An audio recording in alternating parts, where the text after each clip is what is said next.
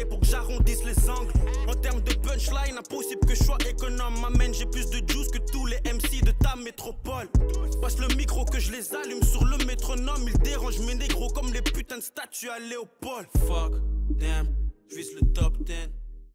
Rifa, Hakim, comment tu vas? ça va très bien et toi? Ouais, la forme nickel. Je te remercie de m'accorder un peu de ton temps. Normal. On devait se voir depuis un moment et sache que tu es le premier invité belge de la chaîne Hope. Vraiment très honoré. Franchement, très honoré d'ouvrir la porte à la Belgique. Donc ça me fait plaisir. Pour commencer, tu peux nous dire qui es-tu?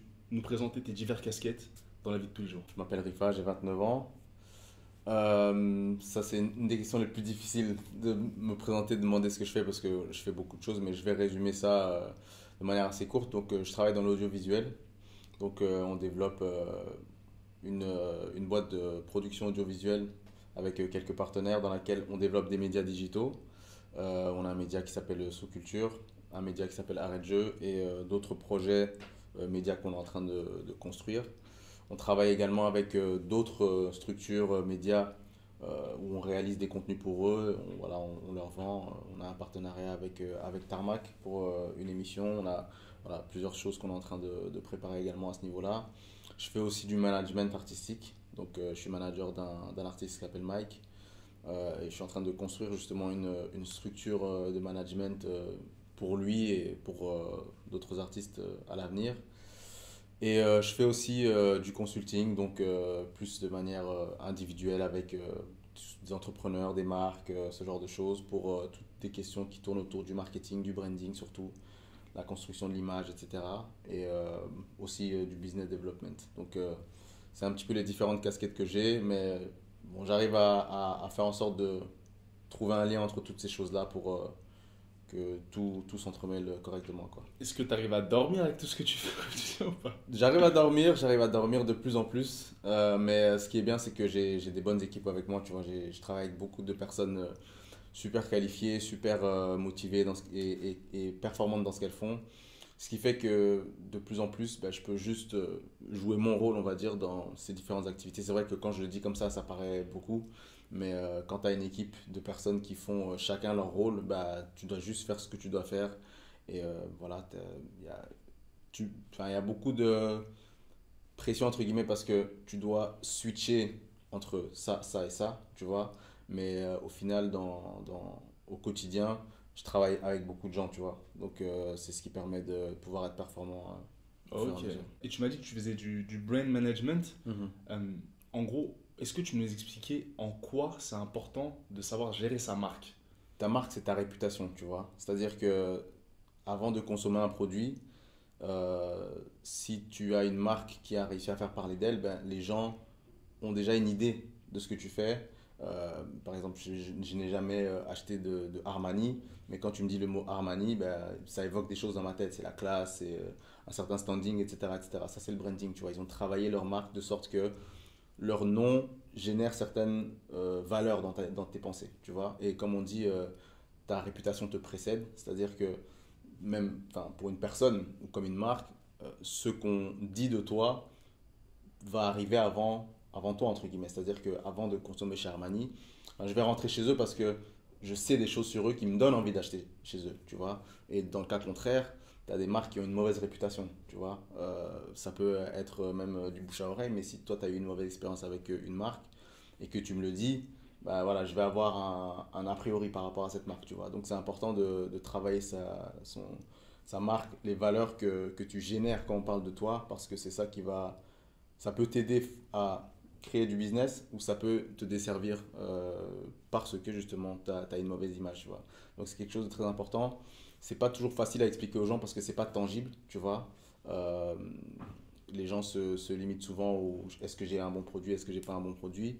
Mais passer un step supérieur en construisant ta marque, construisant ses valeurs, construisant sa réputation et l'image et l'inconscient qu'elle va avoir, ça te permet de monter un cran. C'est une des choses les plus importantes et dans lesquelles les marques dépensent le plus d'argent. C'est le côté créer des campagnes pour voilà, faire rentrer certaines choses, ancrer certaines choses dans l'esprit des gens.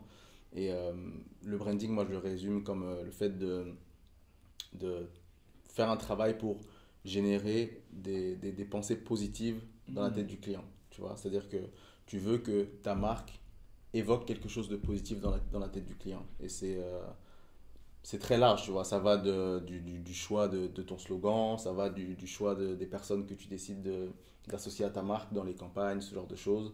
Ça va des actions caritatives que tu peux faire, justement, encore une fois, pour que ta marque soit perçue d'une manière ou d'une autre. C'est vraiment super large, tu vois. Est-ce que tu aurais quelques tips, un ou deux conseils hein, à donner à celles et ceux qui nous regardent par rapport à ça, en fait, au fait de justement, comment par exemple s'y prend Nike, quand on voit Nike par exemple, comment eux ils s'y prennent pour nous toucher? C'est comment est-ce que tu peux vulgariser ça pour le grand public? Les marques cherchent à incarner certaines valeurs. Tu vois, il y a des valeurs qui sont positives dans la tête des gens.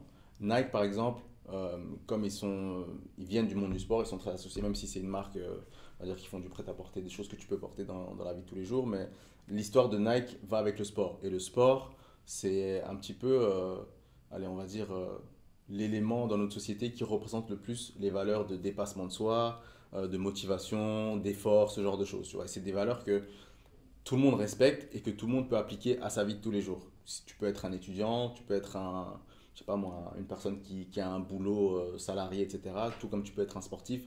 Ce sont des choses que tu peux appliquer à ta vie et qui vont t'inspirer. Ça va t'inspirer de voir quelqu'un incarner ces valeurs-là, tu vois. Donc quand tu regardes un contenu de Nike, une publicité ou même des contenus qu'ils font sur leur Instagram, les campagnes, etc., rarement tu verras Nike parler de leurs produits. Tu vois, tu ne verras pas Nike faire une publicité en disant les chaussures les plus confortables pour courir le 100 mètres. Ils diront pas ça, tu vois. Ils vont parler d'une valeur. Ils vont parler ils vont faire une campagne par exemple sur le fait d'avoir des rêves, tu vois, d'avoir des grands rêves. Et puis ils vont utiliser les images du monde du sport, montrer Serena Williams quand elle était petite et qu'elle avait qu'un rêve. Et ensuite l'accomplissement quand elle gagne Roland Garros par exemple. Ils vont montrer la même chose avec Cristiano Ronaldo, etc. etc. pour te vendre cette valeur de dépassement de soi, d'effort, etc. Et subtilement te faire comprendre que c'est grâce à Nike que tout ça est possible, tu vois. Mais ils vont pas te le dire. Tout ce qu'ils veulent, c'est incarner cette valeur-là. Et si tu te reconnais dans cette valeur, tu vas avoir le sentiment que tu es allez, comment dire, tu es connecté à ce que Nike propose, tu es connecté à ce que Nike représente, tu vois. Et donc, tu vas avoir un attachement avec la marque. Et c'est important de parler de la marque et pas du produit, parce que ce que te permet le fait de comment dire, connecter les gens à tes valeurs, c'est de faire en sorte qu'ils ne vont pas s'attacher à un seul produit, mais à ta marque et à tout ce que tu peux leur proposer. Wow. Tu vois? Wow. C'est-à-dire que si tu aimes ce que Nike représente, tu peux aimer une paire de chaussures, tu peux aimer un t-shirt, tout comme tu peux participer à une conférence que Nike lancera un jour sur la même thématique, sur le même genre de thématique, tu vois, de dépassement de soi, etc., etc. Ils ont des trucs comme ça, des Nike Academy et ce genre de choses, où tu vois des athlètes parler dans des conférences, etc. Ça reste les valeurs de Nike, tu vois, même si c'est pas la paire de chaussures en question, ça reste les valeurs de Nike. Et toutes ces choses-là sont là pour que ce soit ancré dans ta tête que Nike représente ces valeurs-là, tu vois. C'est la même chose avec Apple. Apple, c'est sûrement un des exemples les plus parlants parce que tout le monde connaît ou a pu avoir des produits Apple. En tout cas, connaît, c'est sûr. C'est pareil, tu vois. Apple a réussi à faire en sorte d'incarner l'innovation. Tu vois, leur mantra, c'est vraiment ça qu'ils mettent en avant, c'est le fait d'être des innovateurs, des gens qui cassent les codes, des gens qui ne respectent pas le statu quo, qui viennent vraiment pour changer les choses. Et la manière dont ils vont le communiquer, c'est pas de dire on fait les meilleurs téléphones portables, ils vont te dire qu'on vient révolutionner les choses pour le bien de l'humanité, en gros. C'est ça qui te font comprendre, tu vois. C'est assez gros. Mais c'est assez gros, mais c'est ça qui te permet de connecter avec les gens d'une manière à ce que tout ce que Apple sort, les Apple Addicts comme on dit, vont considérer que c'est une innovation, tu vois. Même si ce n'est pas le cas, eux vont le voir comme tel parce que c'est comme ça que ça a été vendu depuis la création d'Apple, tu vois.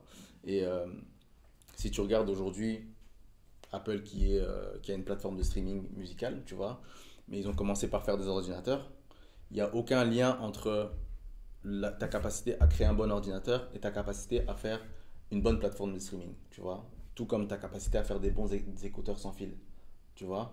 Mais étant donné que les gens sont attachés à la marque et pas à un produit, ils vont considérer que tout ce qui sort de Apple est une innovation et donc est quelque chose qu'ils devraient avoir. Donc, elle est là l'importance d'avoir. Et là, on donne des gros exemples. Donc, certaines personnes peuvent se dire, ah, mais ça, c'est les grandes marques qui peuvent faire ça. Et nous qui sommes à une petite échelle, on ne peut pas se positionner comme ça. Mais en fait, la clé, c'est de savoir ce qui te rend unique par rapport aux autres, tu vois. Trouver ce qui te rend unique par rapport à ta concurrence, tu vois, en termes de valeur, et creuser là-dedans et vraiment faire en sorte d'incarner cette chose aux yeux du public. Et les gens qui se reconnaîtront dans ces valeurs-là vont être attachés à ce que tu fais, à ce que tu représentes d'abord, et ensuite à ce que tu fais. Ça, tu peux même, j'ai envie de lui dire, tu peux même l'implémenter à ta propre personne, sans parler même de produit.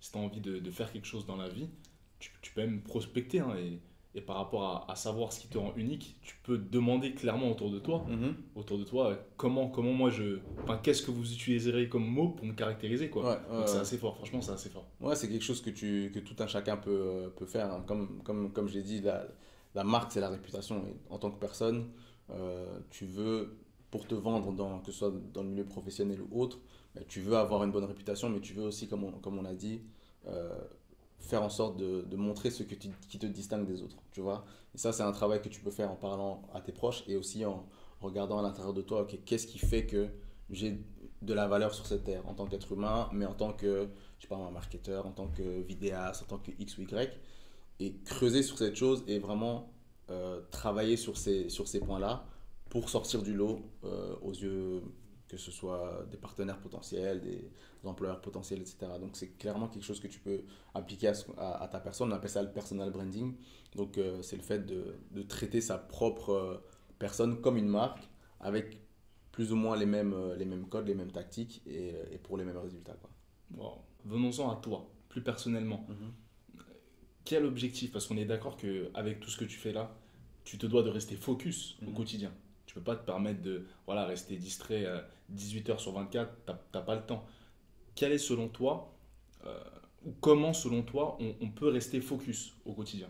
Chacun doit se connaître, hein, tu vois, il n'y a pas, je pense, de formule miracle pour tout le monde, mais une des choses les plus importantes, je pense, qui peut toucher tout le monde, c'est un sens de la responsabilité par rapport à tes objectifs, justement. C'est-à-dire, quelconque objectif que tu peux avoir, te sentir responsable par rapport à leur accomplissement, de comprendre que c'est toi qui as les choses en main pour accomplir les choses, pour accomplir ce que tu veux accomplir.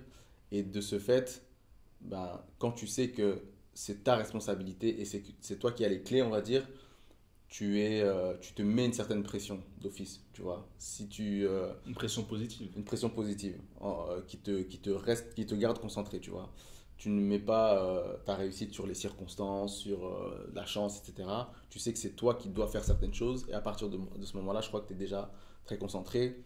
Puis c'est une question aussi de travail des priorités, de se dire voilà, je dois lister mes priorités, savoir ce qui est important pour moi et ce qui l'est moins, en tout cas dans une période donnée. Et voilà, je crois que c'est les choses principales et aussi savoir ce qui fonctionne pour toi. Dans le sens, comment est-ce que je suis productif? Qu'est-ce qui me rend productif? Qu'est-ce qui me rend inspiré? Par exemple, je suis une personne qui... j'ai découvert au fur et à mesure des années que j'avais besoin de bien dormir pour être bien concentré. Tu vois, il y a des gens qui arrivent à charbonner en n'ayant dormi que 4 heures par nuit, etc. C'est des choses que tu fais quand tu dois les faire. Mais personnellement, je suis une personne qui a compris que j'avais besoin de sommeil pour être performant toute la journée. Tu vois. Donc, ce qui marche pour moi, ce ne sera pas le fait de travailler toute la nuit comme certains peuvent le faire. Tu vois. Et il ne faut pas suivre, on va dire, les remèdes miracles de ce que les gens te disent parce que on est tous différents, tu vois. Donc, se connaître, comprendre ce qui fonctionne pour toi et vraiment l'appliquer, tu vois. Il y a des personnes, ça va être... ils ont besoin de faire du sport, ils ont besoin de beaucoup se divertir pour pouvoir continuer à être inspirés, peu importe. Mais en tout cas, il faut un gros travail pour se comprendre. Je pense, hein, je ne suis pas bien sûr, c'est mon opinion, mais il faut vraiment faire un travail pour se comprendre, connaître ce qui fonctionne chez soi et ensuite se concentrer pour se mettre dans les bonnes conditions pour faire de son mieux, tu vois. Et quand on dit souvent ce terme-là, faire de son mieux, tu vois, mais souvent on le dit parce que c'est une expression, mais si on réfléchit bien, le mieux en question, il a du sens. Il faut vraiment faire tout ce qu'on peut pour arriver à ce mieux en question. C'est-à-dire, comme j'ai dit, savoir ce qui nous met dans les bonnes conditions pour être performant et ensuite faire en sorte de se mettre dans ces dispositions-là et avoir les actions, poser les actions quotidiennes pour arriver à ce mieux en question. La première fois qu'on s'est rencontrés, tu sais, je te parlais de soucis, notamment pour beaucoup d'entre nous, hein, de ne pas se lancer à cause du fait qu'on n'est pas bien entouré, on n'a pas tout ce qu'il faut en termes de matériel, par exemple, pour ceux qui font de l'audiovisuel, etc., etc. Qu'est-ce que tu as à dire à toutes ces personnes-là qui cherchent d'autres personnes pour avancer? Il faut d'office chercher des personnes parce que je pense qu'on ne réussit pas de grandes choses en étant seul, tu vois. Mais il faut pas attendre ces personnes-là pour commencer, tu vois.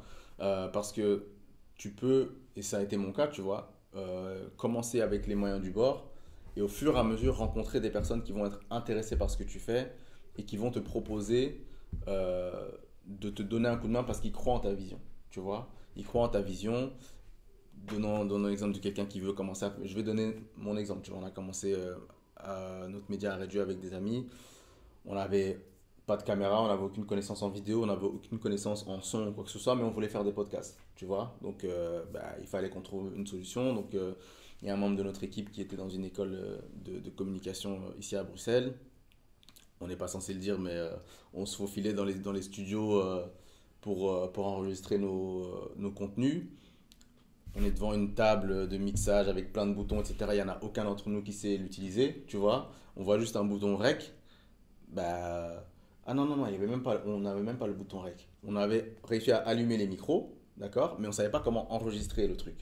Donc, vu que les baffles étaient allumés, on a pris un téléphone portable, on a mis le dictaphone, on l'a posé à côté du baffle et nous, on parlait dans les micros. C'est-à-dire qu'on a enregistré nos premiers podcasts avec un dictaphone d'un téléphone et on ne savait pas comment filmer. Quelqu'un a pris son téléphone, on a filmé, tu vois, et on a mis ça sur Facebook, on a mis ça sur SoundCloud, et au fur et à mesure, un gars que je connais s'est proposé en disant, voilà, moi je peux filmer pour vous, vous n'avez pas besoin de payer, et on a commencé à faire des vidéos, et au fur et à mesure, et 4 années plus tard, on est en train de lancer, tu vois, je suis en train de lancer une boîte de production vidéo avec ce gars-là en question qui s'était proposé de nous filmer gratuitement, tu vois. Et on a notre propre studio, il a lancé Sous Culture, etc. Tu vois ce que je veux dire? Vous avez utilisé justement ce que vous pouviez faire avec l'instant présent. Ouais. Et tu m'en as parlé la dernière fois, le PMV. Est-ce que tu peux nous en dire un peu plus? Ouais, c'est le produit minimum viable, c'est-à-dire que c'est une théorie en business. En fait, c'est en gros, c'est réfléchir au minimum qu'il te faut pour commencer ton activité. Tu vois, c'est-à-dire si tu veux, on est dans le magasin de vêtements ici, Knits and Treats, à Bruxelles, et je suppose que il n'a pas commencé en étant aussi frais, etc. etc. Tu peux commencer à vendre des vêtements. Tout ce qu'il te vaut pour vendre des vêtements, c'est des vêtements, un endroit peut-être où faire ta publicité et un endroit où rencontrer tes clients. Tu vois, c'est ça ton produit minimum viable. Tu as ta vision de ton beau magasin avec une décoration, etc. Mais à l'instant T, tu ne peux pas le faire. Donc, tu as deux choix. Soit tu attends que cette vision-là arrive directement de manière super travaillée et parfaite. Soit tu commences avec le produit minimum viable, ce qui te permet déjà d'avoir des clients, d'avoir des rentrées d'argent, de commencer à te faire connaître, à avoir un nom. Et avec cet argent, tu peux réinvestir, tu peux avoir des partenaires, quelqu'un qui va te louer un local le jeudi soir parce que tu vois. Et au fur et à mesure des mois et des années, tu vas créer ce que tu voulais créer de base. Mais si tu avais attendu de commencer directement parfaitement, soit tu n'aurais jamais commencé, soit je ne sais pas combien de temps tu aurais attendu. Tu vois. Il y a une phrase qui dit, il ne faut pas être parfait pour commencer, mais il faut commencer pour devenir parfait. Tu vois. On attend souvent de pouvoir démarrer avec la vision super claire, mais pas la vision, mais avec le produit fini qu'on a dans notre tête, dans nos rêves, mais ça, c'est pas réaliste, tu vois. Donc, le produit minimum viable, c'est vraiment se dire, ok, de quoi j'ai besoin pour pouvoir commencer mon activité au minimum. C'est psychologique aussi parce qu'il faut se dire, il faut que je sois prêt à ne pas être parfait, il faut que je sois prêt à ne pas être... Le regard des autres. Voilà, le regard des autres, il faut que je sois prêt à toutes ces choses-là, mais je me concentre sur ce qui est important, c'est-à-dire de démarrer, de générer des premiers revenus, d'avoir des retours du marché surtout, ça c'est très important, que les gens puissent déjà te dire, ah ouais ça bof, ah ouais ça j'aime bien, etc., etc. Et au fur et à mesure, tu évolues et quelques années après, tu peux te rapprocher au fur et à mesure. Ce que les gens oublient souvent, c'est que si en tout cas tu veux faire de quelque chose une carrière, ben, une carrière, c'est super long, tu vois. La retraite, c'est à, je sais pas, c'est à quel âge, 65 ans, quelque chose comme ça. Donc, si tu es censé commencer à travailler dans ta vingtaine, jusqu'à 65 ans, une carrière, ça doit durer une quarantaine d'années, tu vois. Mais les gens veulent réussir en quelques mois. Bien sûr. Alors que ben, là, par exemple, moi, je considère que je suis à ma 5e année d'activité, tu vois, en tant qu'indépendant. 5 ans, c'est rien du tout sur une carrière. Si je dois prendre 40 ans, tu vois. Et encore, quand tu es entrepreneur, ben, tu peux travailler jusqu'à ce que, tu vois, mort s'en suive, entre guillemets, tu vois. Donc, là, je suis un bébé, tu vois, par rapport à mon activité, tu vois. Donc, je considère que tout le timing que j'ai ici, il est normal. Mais entre les rêves que j'avais eus au tout début et aujourd'hui, ben, il y a encore un grand écart. Mais au moins, je m'en rapproche, tu vois. Donc, parce qu'on a osé sortir notre produit minimum viable. Il y a une phrase que tu m'as dit qui m'a vraiment fait tilt la première fois qu'on s'est vu. C'est je ne suis pas mon propre patron, je suis mon propre employé. Ouais. Est-ce que tu peux nous expliquer, parce que clairement, tu sais, tu es indépendant, est-ce que cette phrase-là t'a aidé ou quel impact ça a eu sur toi? Qu'est-ce que ça signifie? Ouais, mais ça a eu un gros impact. Donc, moi, j'ai commencé après mes études, que je n'ai pas réussi parce que voilà, j'étais pas prêt pour ce genre de milieu. Enfin, j'étais pas du tout prêt. Je voulais faire autre chose, tu vois, donc je me suis lancé en tant que commercial indépendant. J'étais dans le monde des assurances. Et mais en tant qu'indépendant, c'est souvent ce qu'on te dit, c'est bien parce que tu es ton propre patron, c'est bien parce que tu peux faire tes horaires comme tu veux, etc. Tu vois. Et ben, quand j'entends le mot patron, bah, ce qui vient en tête, c'est la liberté, c'est le fait de prendre tes propres décisions, c'est le fait de prendre congé quand tu veux. En gros, il n'y a que des trucs super chill qui me venaient en tête, en tout cas, tu vois. Moi, personnellement, à cette époque-là, j'avais peut-être 22, 23 ans, j'étais pas mature, j'étais pas quelqu'un de discipliné, j'étais pas quelqu'un de, comment dire, allez, j'avais pas les épaules pour être indépendant, clairement, tu vois. Et donc, quand tu me rajoutes à ça le mot patron, c'est-à-dire tu fais ce que tu veux, quand tu veux, où tu veux, si tu veux, bah, j'étais super chill en fait. C'est-à-dire que concrètement, je glandais pas grand-chose, tu vois. Mais puis, j'ai commencé à me rendre compte que c'était un manque à gagner parce que j'avais la possibilité de faire de l'argent, tu vois, mais je n'avais pas l'énergie pour. Et c'est là que j'ai fait un switch et que je me suis dit, je ne suis pas mon propre patron, je suis mon propre employé. Parce que quand tu dis le mot employé, ben, il y a d'autres mots qui viennent dans ta tête. C'est les contraintes, c'est les horaires, c'est les obligations, c'est les sanctions si jamais tu ne fais pas le chiffre que tu dois faire. Donc c'est beaucoup plus... Dans ma tête, ce que ça a créé, c'est un sentiment de, ok, je suis obligé de faire certaines choses. C'est pas j'ai la liberté de ne pas faire certaines choses, c'est je suis obligé de faire certaines choses. C'est-à-dire je suis obligé d'être à l'heure à mes rendez-vous, je suis obligé de faire un certain nombre de rendez-vous par semaine, je suis obligé de X, de Y, de Z, tu vois. Donc ce switch que ça a fait dans ma mentalité, c'est de me dire, oblige-toi à faire ces choses-là comme si tu travaillais pour toi, tu vois. C'est la même phrase, mais la mentalité est différente. C'est je travaille pour moi-même, mais en position de patron, ça veut dire je fais ce que je veux quand je veux. Mais je travaille pour moi-même en tant qu'employé, ça veut dire je me force à faire certaines choses. Je m'impose certaines choses, tu vois. Et ça m'a beaucoup aidé dans ma détermination, dans ma discipline, dans le fait d'être dur avec moi-même, tu vois, en me disant, ok, qu'est-ce que tu as fait aujourd'hui, qu'est-ce que tu as fait cette semaine, comme si j'étais vraiment face à mon patron, tu vois, ce qui est le cas, entre guillemets, mais tu vois, c'est le switch que ça fait dans ma mentalité, et jusqu'aujourd'hui, ça m'aide parce que j'ai gardé ce réflexe d'être dur avec moi-même de manière plus mesurée maintenant, tu vois. Bien sûr, parce que être dur avec soi-même, excuse-moi de t'interrompre, mais c'est pas forcément la solution tout le temps. Ouais, c'est souvent, on peut franchir certaines limites en étant dur avec soi-même. Ouais, non, c'est clair. Mais, par exemple, je vais donner un exemple d'aujourd'hui. Aujourd'hui, j'ai été en retard par rapport au rendez-vous. J'ai dû décaler le rendez-vous à cause des histoires de train, etc. Moi, je suis le genre de personne qui va mal le prendre, le fait d'être en retard, tu vois. Je vais me dire, putain, je gâche ton programme, t'as peut-être d'autres choses à faire, etc., etc. Quelle image ça a. Donc, la plupart du temps, c'est quelque chose qui va me rester pendant quasi toute la journée, tu vois. Et là, je me suis dit, non, faut pas que ça gâche mon énergie, faut pas que ça gâche ma journée, etc. Donc, j'ai essayé de contrebalancer ce truc-là en disant, ok, certes, c'est pas bien, mais voilà, je vais faire en sorte que ça se passe mieux, je vais faire en sorte que tac, tac, tac, tu vois. Donc, c'est être dur, mais de manière mesurée, tu vois. Il faut pas que ça devienne non plus laxiste en mode, ah, bah, ça arrive, les gens arrivent en retard, tu sais. Ouais, clairement. Tu vois.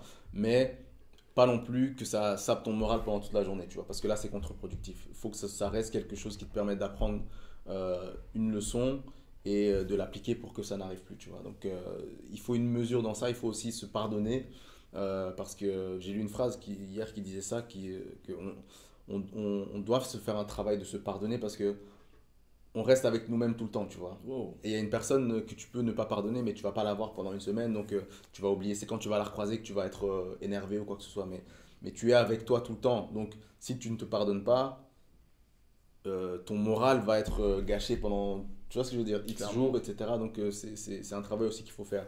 Mais que ça ne devienne pas le laxisme. En fait, c'est une question vraiment d'équilibre, tu vois. Wow, de juste milieu. Voilà, c'est ça. Wow. C'est ça. Et par rapport à ça, tu sais, cette notion de discipline, cette notion de vigueur, cette notion d'envie, de hargne, je dirais même de dalle, elle est pas propre à tous. Mhm. On en parlait la dernière fois encore Ouais. une fois. Ouais. Qu'est-ce qui, selon toi, fait que nous sommes productifs? Est-ce que c'est plus la motivation? Est-ce que c'est plus la frustration? On a besoin de quoi, nous, Mhm. pour être constant? En fait, encore une fois, je pense que ça dépend du profil des personnes, tu vois. Il y a des gens on en parlait la dernière fois avec des profils comme Michael Jordan. Quand tu regardes son documentaire The Last Dance, tu vois que c'est quelqu'un qui se crée, entre guillemets, des ennemis pour se motiver. C'est-à-dire que il allait prendre, je sais pas, une phrase qu'un de ses adversaires a dit dans les médias, en disant, ouais, je sais pas, moi, Michael Jordan, il est fini, voilà, je donne pas cher de sa peau. Et c'est ça qui va le motiver pendant tout son entraînement, pendant le match, etc., pour terminer avec, tu vois, un score de dingue, etc., tu vois. Ça, c'est sa motivation, mais il le pousse à outrance, dans le sens où, tu le vois dans le documentaire, il y a une situation où, je sais plus c'était quoi exactement, mais je crois qu'il était dans tu sais, dans la cafétéria, dans les gymnases, etc. Ouais, les coulisses. Voilà, c'est ça, il y a un adversaire qui passe et je sais pas, je crois qu'il lui dit bonjour d'une manière assez froide, je me souviens plus exactement c'était quoi, mais en gros, tu sens que il y avait rien, tu vois. Mais Michael Jordan il avait besoin d'un ennemi pour se motiver. Donc, il va interpréter cette scène en se disant, ah, donc tu me dis bonjour de manière froide, ça veut dire que quoi, tu crois que je suis pas important en fait. Ok, on va voir si je suis pas important, tu vois. Et il le sait que il se ment, il pirate son cerveau entre guillemets, mais il sait qu'il a besoin de ça pour se donner à fond et donc performer comme il doit performer, tu vois. Donc ça, il y a des personnes qui vont utiliser les autres, il y a des personnes ça va juste être leur propre détermination ou allez, l'image qu'ils ont d'eux-mêmes en se disant, ok, moi je suis une personne qui doit performer à ce niveau-là, donc il faut que je sois à ce niveau. Il y a des profils plus créatifs où ça va être, on parlait aussi de la frustration.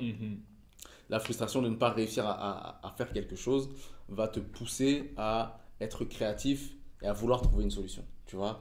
Je prends souvent cet exemple, mais tu connais très bien le monde du football. Tu vois, moi je parle souvent des contraintes et je dis que les contraintes créent la créativité, tu vois. Quand tu es sur le terrain et que tu as le ballon et qu'il n'y a pas de défenseur devant toi, ben, qu'est-ce que tu vas faire? Tu vas courir tout droit, tu vois, normal, tu vas pas commencer à faire des chichis, etc., tu vois. Mais si tu es au poteau de corner et qu'il y a deux adversaires derrière toi et que tu veux passer, tu es obligé de faire un geste technique de fou pour pouvoir sortir de là, Ouais. tu vois. C'est-à-dire que les contraintes t'ont obligé à être créatif pour trouver une solution, tu vois. Parce que tu avais des barrières devant toi, tu as dû trouver une solution créative pour sortir de là, tu vois. Alors que si t'as 20 mètres devant toi, il n'y a aucun défenseur, mais tu vas courir tout droit, Ouais, ça va tu être vois. monotone. Donc c'est la frustration de ne pas savoir sortir de là qui te donne qui crée dans ton cerveau allez, ce mécanisme de créativité qui te donne envie de sortir de là, tu vois. Donc Il faut être prêt en fait à ressentir cette frustration. C'est quelque Ouais. chose de naturel et qui va arriver en ouais, réalité. c'est ça. Et quand t'as la bonne mentalité par rapport à cette frustration et que tu as la créativité, moi je dis souvent frustration plus créativité égale innovation, tu vois. C'est-à-dire que quand une personne, et on le voit souvent dans l'histoire, si tu lis les histoires de grands inventeurs ou quoi que ce soit, ils se sentaient frustrés de ne pas savoir faire quelque chose, tu vois. Ils sont pas restés en mode ah bah vas-y j'arrive pas, je passe à autre chose. Ils ont travaillé sur le truc et ça a créé une innovation, tu vois. Parce que frustration plus créativité égale innovation. Donc quand tu prends ces choses-là de la bonne manière, que tu réagis bien par rapport à cette frustration-là, que tu en fais un défi de trouver une solution, tu commences à innover ou bien à performer de manière tu vois, plus élevée que tu le faisais d'habitude, quoi. Wow. Les réseaux sociaux. Ok. Les réseaux sociaux, c'est un outil que tu utilises Mhm. par rapport à tes business. Mhm. est-ce que c'est un atout pour nous ou c'est une distraction? Je te pose la question avec la polarité volontairement. Pour moi, c'est un outil neutre, tu vois. C'est un outil neutre et il suffit de... Enfin, il faut l'utiliser à bon escient. Si tu l'utilises à bon escient, ça va être un gros avantage. Si tu le laisses t'utiliser, entre guillemets, ça va être un inconvénient. C'est-à-dire que dans l'histoire du monde, on n'a jamais eu autant de facilité de connecter avec des gens. Tu vois, si je dois prendre le milieu de la musique, si tu étais un artiste indépendant il y a 20 ans, tu es à Bruxelles pour être écouté à Strasbourg, à moins que tu te déplaces jusqu'à Strasbourg et que tu vendes des CD main à main, un artiste indépendant ne pouvait pas espérer se faire écouter en dehors de sa zone géographique et de la zone où il pouvait distribuer ses trucs main à main, tu vois. Il y avait un rayon qui était limité. Aujourd'hui, avec Instagram, on le sait tous, tu fais une publication sponsorisée, tu mets Strasbourg, tu mets Lisbonne, tu mets Douala, tu peux être écouté là-bas. Donc, c'est dans l'histoire de l'humanité, il y a pas eu on n'a jamais eu ça, tu vois. Pareil pour n'importe quel business, pareil pour ta possibilité, ben, tu fais aussi de la vidéo. À cette époque, il y a 20 ans, tu vois, tu aurais dû faire des DVD, aller les vendre à gauche à droite pour pouvoir être vu, tu vois. Sans ça, bah, tu aurais dû passer par les canaux comme la télévision, ce qui n'est pas... enfin, tu ne maîtrises pas ça, tu vois. Tu dois proposer tes concepts et être accepté. Aujourd'hui, tu crées un compte YouTube, c'est gratuit, tu mets tes vidéos dessus et tu as la possibilité d'être vu, tu vois. Donc ça, c'est... Niveau technologique, c'est incroyable, tu vois. Maintenant, il y a l'avantage et l'inconvénient des réseaux sociaux, c'est que tout le monde peut être dessus. C'est-à-dire que c'est un avantage comme un inconvénient, tu vois. Parce qu'au niveau business, ça veut dire que tu as beaucoup plus de concurrents aussi qui sont disponibles, tu vois. C'est-à-dire que le public peut avoir accès à tous ses concurrents. À l'époque, si tu avais... je sais pas moi, un magasin de vêtements dans un certain quartier, ben, tes concurrents, c'est seulement les gens qui sont dans ta zone géographique, tu vois. Aujourd'hui, tu peux acheter sur Internet, donc ça veut dire que tu dois te battre avec beaucoup plus de gens, tu vois. Donc c'est ça que c'est un avantage et un inconvénient. Mais en tant que personne aussi, ça peut être un inconvénient parce que ça peut être une distraction si tu te laisses emporter par ça, tu vois. Encore une fois, moi, je trouve que c'est vraiment un outil neutre parce que ça dépend de comment tu l'utilises. En tant que personne, on n'a jamais eu autant accès à l'information, donc au savoir. Moi, je crois que la plupart des trucs que je connais de mon activité, de ce que je fais aujourd'hui, je les ai appris grâce à Internet. Tu vois. Et tu gagnes des années. Tu gagnes des années, tu gagnes des contacts, on se connaît grâce à Internet, on s'est rencontrés sur Clubhouse littéralement, tu vois. Donc ça crée des possibilités qui n'étaient pas imaginables avant, tu vois. Mais qui dit grand accès à l'information, dit grand accès au divertissement et à la distraction aussi, tu vois. Donc encore une fois, c'est un outil qui est neutre, ça dépend de ce que tu en fais. Donc il faut aussi se discipliner par rapport à ça, c'est vraiment pas facile. Et qu'est-ce que toi tu utilises toi là? Qu'est-ce que tu implémentes dans ta vie là pour parler à ceux qui nous regardent? Bah déjà, j'ai pris un deuxième téléphone Ok. parce que il fallait que c'est pas encore facile, hein, tu vois, parce que même sur le deuxième téléphone, t'as YouTube, t'as truc, donc c'est pas évident, tu vois. Mais ça m'aide dans le sens où ben, je peux faire la part des choses entre les conversations de manière privée, distraction, etc. et le professionnel. Il y a aussi des applications, je n'ai pas les noms en tête comme ça, mais des applications qui te permettent de regarder ton temps de consommation d'Internet ou de certaines applications, ton temps d'utilisation de ton téléphone en gros. Ça te permet de te conscientiser aussi, de dire wow, attends, j'ai passé 8 heures sur mon téléphone, j'ai passé 9 heures sur mon téléphone, c'est bizarre, tu vois. Et c'est des petits trucs comme ça. Après, il y a des trucs simples comme bloquer les notifications. Je viens de découvrir une fonctionnalité sur mon Samsung qui, en gros, ça te permet de définir l'heure où tu veux te coucher et l'heure où tu veux te réveiller, tu vois. Et à l'heure où tu veux te coucher, ça met ton téléphone en ne pas déranger. Wow. Tu vois, c'est-à-dire que tout ton écran devient gris, tu sais, comme les économies d'écran là. Ça devient gris, tu n'as plus les notifications, etc., etc. Tu vois, donc tu le définis à une certaine heure et donc même si tu ne respectes pas le truc, au moins visuellement tu sais, ah ouais non, là je dois y aller, tu vois. Peut-être que tu t'accordes encore 5-10 minutes, mais en tout cas tu comprends que c'est bientôt l'heure, tu vois. Donc il y a beaucoup d'outils et c'est important de se discipliner par rapport à ça parce que souvent moi je me disais, vas-y je suis assez fort pour gérer tout seul, etc. Mais le niveau de distraction il est tel que parfois tu as besoin d'outils pour t'aider, tu vois. Et il y avait une vidéo d'un orateur qui s'appelle Brian Tracy qui donnait justement des tips pour l'autodiscipline. Et un de ces tips, c'était il ne faut pas se battre en fait. Dans le sens où si tu sens qu'il y a un truc qui est trop distrayant, fuis. Tu vois, s'il y a une application que tu vois qui te distrait trop, enlève-la. Tu vois, si tu sais que quand tu commences telle série à 23h et que tu te dis non, je vais regarder un seul épisode, tu termines toujours par en regarder 3, ne la regarde pas. Tu vois, il faut pas essayer de se mettre dans des trop gros combats, entre guillemets. Tu vois, parce que si tu te dis non, je vais être assez discipliné pour en regarder qu'un seul, tu mets ton corps dans un combat, tu te mets dans un combat qui est super difficile à gagner parce que toutes ces applications, tous ces trucs, ils sont travaillés pour qu'on reste longtemps dessus. Clairement, tu vois, bah oui. c'est le but, ils sont travaillés pour qu'on reste longtemps. Donc, tu vas te mettre dans un combat où tu n'as peut-être pas la force de le gagner. Et si tu regardes tes trois épisodes, non seulement tu vas dormir plus tard, tu vas être fatigué, mais aussi au niveau de l'image que tu vas avoir de toi, tu vas te dire, ah ouais, non, c'est une défaite, je suis pas sérieux. Donc, il y a trop de trucs, tu vois. Donc, il faut pas se battre, tu peux fuir ces situations-là et ça va te permettre de plus facilement, allez, on va dire, arriver à un niveau de autodiscipline, tu vois. Wow. Est-ce que tu peux nous en dire un peu plus sur ta vision? Euh, Même d'un point de vue personnel aussi. Ouais. Qu'est-ce que tu envisages de faire? Alors, point de vue personnel, c'est assez large comme, ambition, mais c'est large de manière volontaire parce que ça me laisse l'espace de faire beaucoup de choses pour arriver à ça. Mais je pense à devoir avoir un impact positif sur mon environnement, tu vois. C'est large comme phrase, encore une fois, mais peu importe la manière, que ce soit dans le professionnel, que ce soit dans le personnel, que ce soit dans le social ou autre chose, je suis quelqu'un qui ressent ce besoin-là, cette mission-là, entre guillemets, c'est-à-dire de faire en sorte que, ben, par mon passage sur Terre, peut-être que allez, la Terre, entre guillemets, même de manière 0,1%, et tu vois, de manière infime, un peu mieux qu'avant avant que je sois là, tu vois.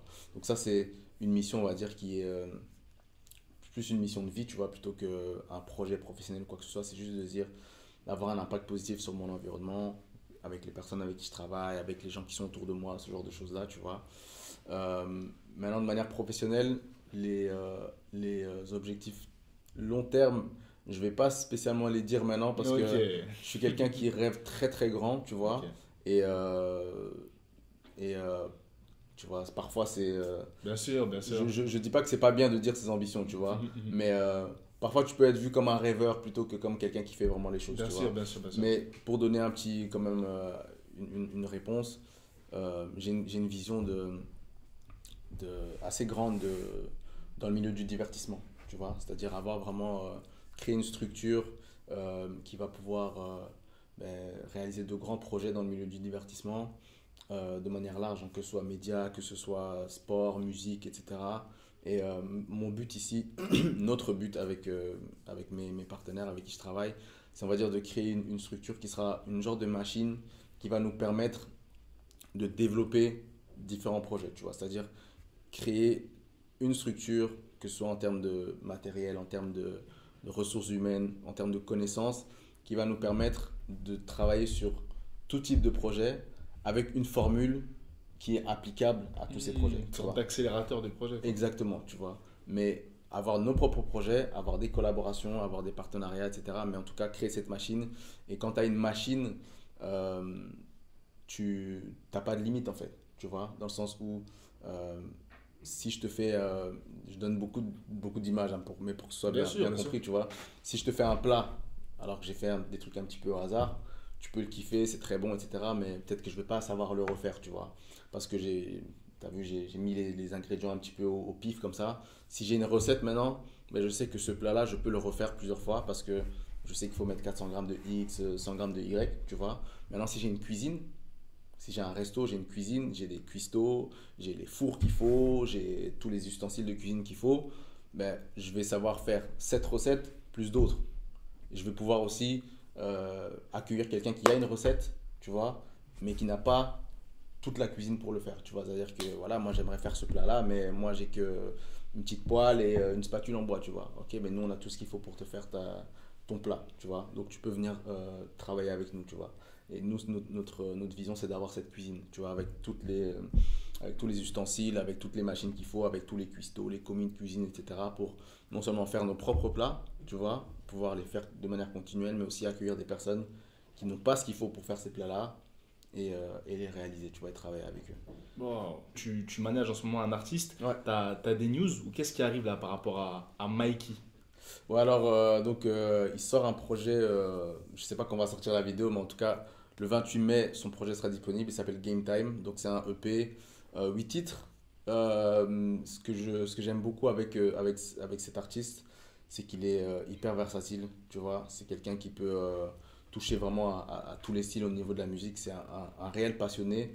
Et il a aussi une vision, comme on le disait au début, de se distinguer de ce qui se fait, tu vois. Il peut, s'il le veut, sauter sur une tendance parce que bah, on va dire, c'est sa qualité, tu vois, d'être vraiment tout terrain.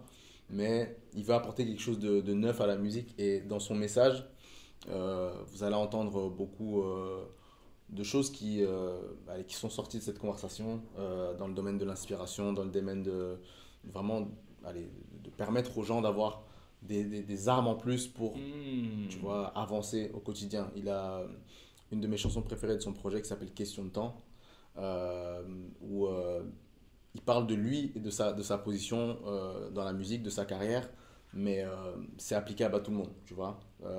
Quand il dit ce n'est qu'une question de temps, c'est pour parler de sa position, mais quand tu retires les mots rap, les mots instru et les mots trucs et que tu remplaces des mots qui sont en rapport avec ton activité à toi, tu vas te reconnaître dedans, d'office, tu vois. Fort. Tu vas vraiment te reconnaître dedans et je pense vraiment que c'est une chanson qui va inspirer, que ce soit les sportifs, tu vois, en plus la pré-saison ça va arriver, donc je suis sûr que tu vas avoir des stories de sportifs qui s'entraînent sur ce son-là et qui vont se dire aussi c'est une question de temps jusqu'à ce que j'arrive là où je veux aller, des entrepreneurs, des étudiants, des personnes qui essaient de perdre du poids, peu importe, tu vois, parce qu'il y a un réel message derrière et encore une fois, on parlait des valeurs Ouais. tout à l'heure, c'est la même chose, tu vois, on met en avant une valeur, tu vois. On met en avant une valeur qui est importante pour tout un chacun. Parce que tout le monde a envie, je pense, d'arriver à son mieux. Tu vois, comme on disait tout à l'heure, faire de son mieux. On a envie d'arriver à son mieux.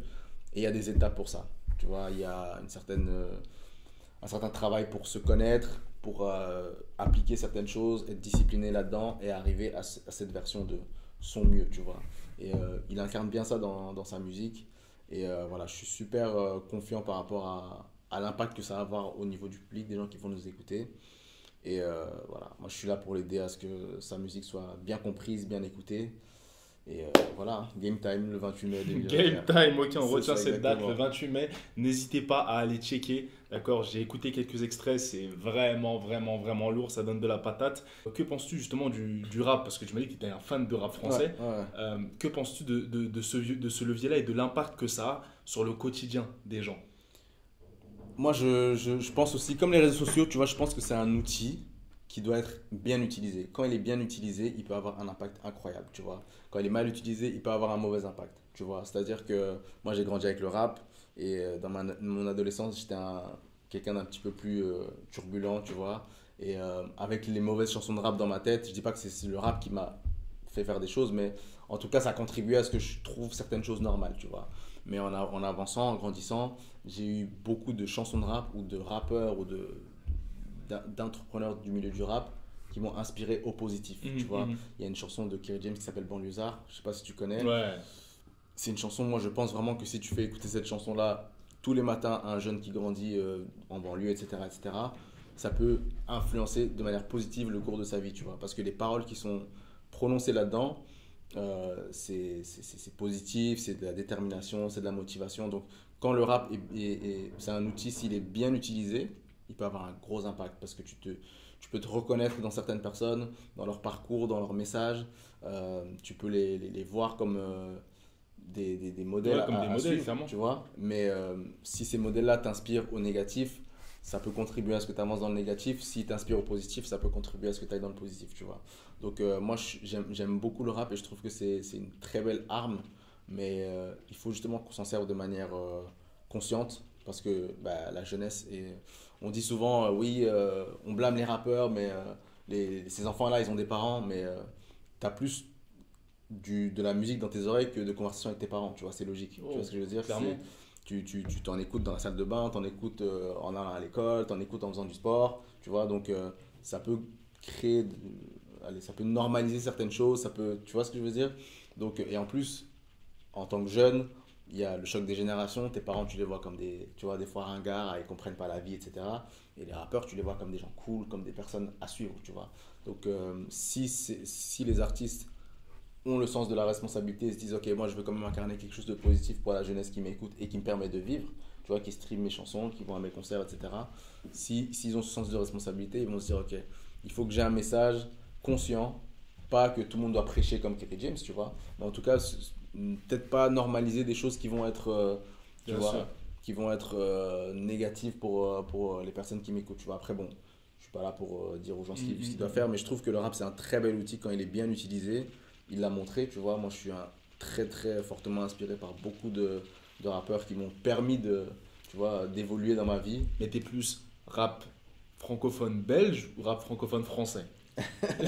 Alors, déjà, de base, j'écoute beaucoup plus de rap qu'Henry, tu vois. Ok. Mais si je dois parler en francophone, bon, on a grandi avec le rap français, ça c'est sûr. Mais j'ai de plus en plus de mal avec le fait de découvrir de nouveaux artistes français parce qu'il y a beaucoup de conformisme, je trouve, tu vois. Après, c'est pas que en France, hein, tu vois, mais il y a beaucoup de. Ok, il y a une tendance, bah, il y a tout le monde qui va un peu faire la même chose, tu vois. Même si aujourd'hui, grâce à Internet, tu as un éventail d'artistes différents, tu vois. En Belgique, je trouve vu que c'est très petit, tu vois, les gens se connaissent plus ou moins, etc. Il y a plus de difficultés à copier les autres parce que tu vas le croiser un jour, tu vas truc, donc c'est un peu chelou, tu vois. Donc, je crois que ça contribue plus à ce que les gens développent leur propre style. Et du coup, c'est un petit peu plus simple d'écouter de nouveaux artistes parce que tu vas pas spécialement tomber sur des gens qui ont déjà fait, enfin qui font ce qui a déjà été fait, tu vois. Même si j'aime beaucoup le rap français, hein. J'aime vraiment beaucoup le rap français, mais je trouve que c'est ça la particularité avec la Belgique, tu vois. C'est qu'il y a un cran plus d'originalité parce que la Belgique c'est plus petit et donc c'est plus facile de tomber sur quelqu'un que tu as copié et donc toi-même tu vas te sentir mal, tu vois. Donc voilà, mais bon, le rap français, tu vois, au niveau du volume, il y a beaucoup plus d'artistes, donc Bien beaucoup sûr. plus de possibilités qu'il y ait des grands artistes, tu vois. Mais la Belgique a son mot à dire aussi. Clairement, clairement. Ok, ok, Rifa. Je pense que là, on a clairement fait le tour. Je te remercie encore une fois pour la énième fois. C'est pas grave, il y aura le montage. Et merci à toi pour l'invitation. Franchement, je suis vraiment honoré parce que le contenu que tu proposes est vraiment inspirant. Donc, le fait que tu aies pensé à moi pour participer À cette au série. contenu de tes médias, c'est vraiment, vraiment, allez, c'est honorant, tu vois. Donc, je suis vraiment honoré et j'espère que ça va parler aux gens et que ça va pouvoir les aider d'une manière ou d'une autre. J'en suis convaincu. J'en suis convaincu. En tout cas, je te dis à très très bientôt en espérant te revoir, que ce soit dans un autre média ou encore dans notre média et que tous tes projets puissent avancer et que tu puisses exceller dans tout ce que tu fais. Factice comme silicone, vu le tas de bif, oui, finito. J'finis tout, renard des surfaces, façon milito, illico.